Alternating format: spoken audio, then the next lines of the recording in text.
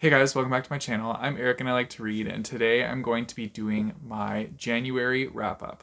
So, guess what, you guys? I finished my TBR. Yeah, I managed to read all five of my books for January, and I had a day to spare. So, that is pretty good.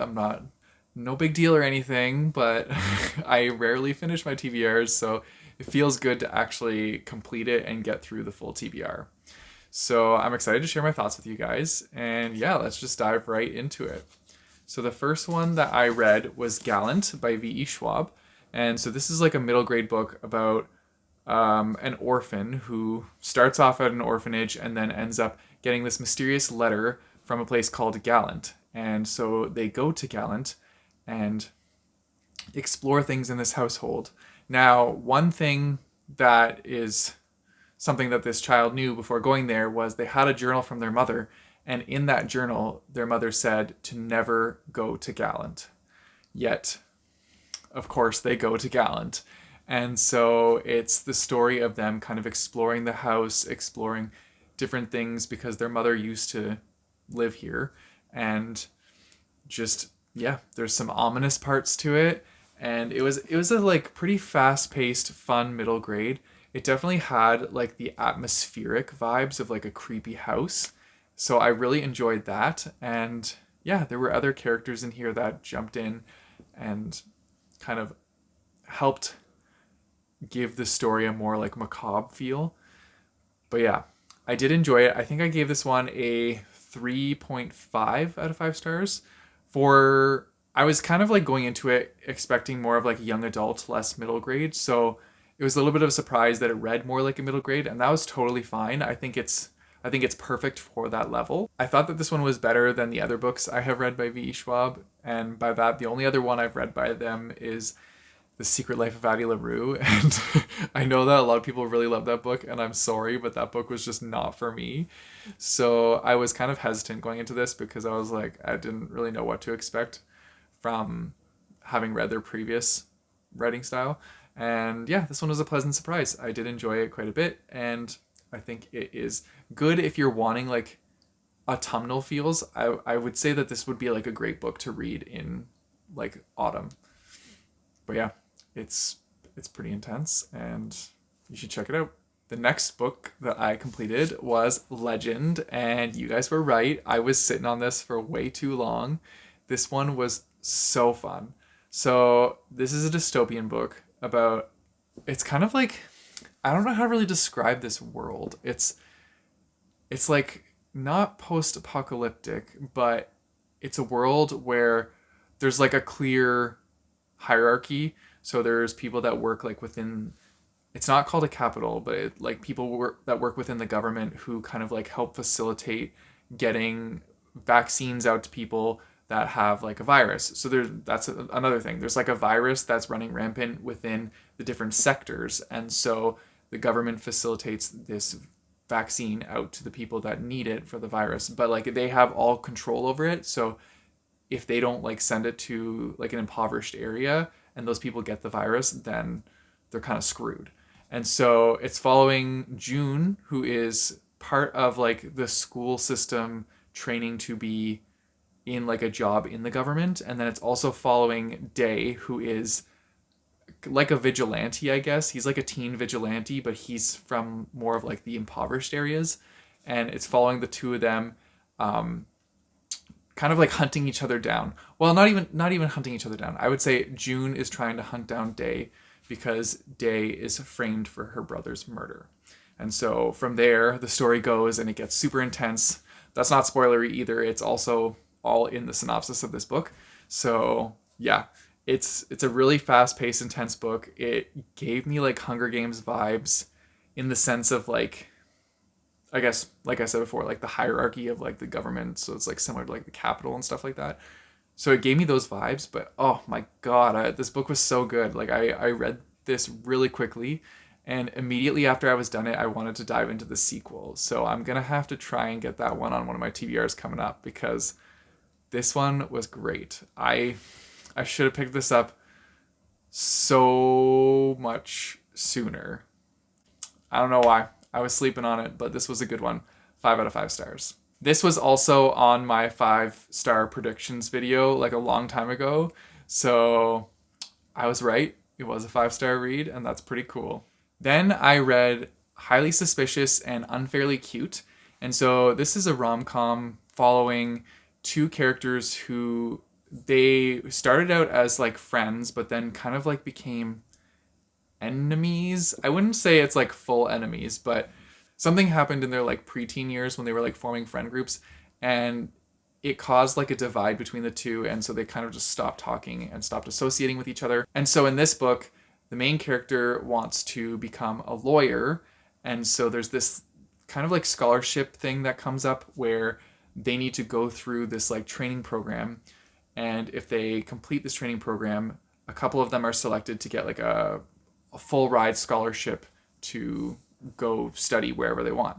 And the person that's running this scholarship is like this highly esteemed lawyer that is like the idol of the main character. And so, of course, they apply to go be a part of this program. But they find out that this training program is actually like an outdoors program where they have to work together as a team with other people to do like survivalist things and survivalist courses. And so, yeah, the other person who was this girl's like best friend until they had that rift and divide also ends up doing it. And so they get paired into this thing together. And so now they have to work together and kind of work through their problems to go from there to like try and get the scholarship. And yeah, I would say that it was a pretty cute read. It had a lot of like fun terminology from the UK, and I think it was really funny that the author put like a little glossary in the front of different terms so that those of us that aren't from the UK would understand what they were talking about. But yeah, I was having a laugh with some of the different terms, and the author's descriptions of like some of these things, you could tell they were having a fun time like writing a little glossary of terms in the front of their own book. So I thought that was funny too. This was my first time reading Talia Hibbert, and I think this was her first time writing YA. But I must say she did a great job with it. Like, I had a great time reading this rom-com. I thought it was so fun. I'm always down for like outdoorsy things. And so when I was reading about these two like connecting while doing outdoorsy activities, I don't know, it was so easy and it flowed so smoothly and it was just a fun time. So yeah, I gave this one a 4 out of 5 stars. Then I read my arc, which is We Are Not From Here. So I've had this one for quite a while. This one was a very powerful and moving story. I had like a lot of different emotions while reading this book because this story was fiction, but it's based on the true story of a bunch of people who are trying to cross borders and trying to get away from where they are because their day-to-day lives are so dangerous. And so it was like there were a lot of parts that were hard to read because I knew that this is like actually happening to real people and they're trying to make this journey. And this journey is very intense. Like it's life or death. And so, yeah, this was following 3 teens who realize that they need to leave where they're living and escape and try and get across borders to the United States. And so the majority of the book is like them on their journey to the States. And a lot of stuff happens, a lot of things that like you wouldn't expect to have to think about in some like sort of journey like this. It's just like, I don't know. It's hard to explain, but I feel like it's like things that we take for granted. These people like had to go through and just endure and get through. And I wouldn't have even expected these kind of things, but it was really intense, very moving. There were so many times where I actually like felt like I was going to get emotional, which is weird because like I don't get emotional in books, but this one really brought it out. It was a very intense and hard to read book, but definitely eye-opening and something that, I mean, everybody should check this out because they should understand what like some of these people are going through in real life. And so, yeah, I would give this one a 4 out of 5 stars. It was an intense read. And then the last book I read was my blog book, and that was Red Eagle, The Red Stick War in Alabama. I just finished this one today, and I would say I'd probably give this one like a 3 out of 5 stars. It was, I will say, it was very action packed. Like most of this book was pure action. It definitely hit some very hard points, and I wouldn't really say that a lot of the ways people were phrased were great, but sadly, that's actually how history happened. And so, yeah, like it was kind of rough to read at times. It was very cool to see it from the tactical point of view, though. There were different points where, like, the two different leaders of their groups were kind of like strategizing and doing different tactical things, which was interesting. But the book gets pretty brutal, and there are definitely some trigger warnings in here. So, like, be warned going into that if like you are triggered, that there are some in here, and you should probably like check out the Goodreads listing first. I actually don't know if they're listed on the Goodreads listing, but yeah, just be wary going into it. There were also a couple spelling mistakes which kind of brought me out of the story. I don't think this is an arc. I think it's a finished copy, so that's kind of unfortunate because I hate coming across spelling mistakes when I'm reading books. It always just like pulls me right out. And so, yeah, that was a little unfortunate. But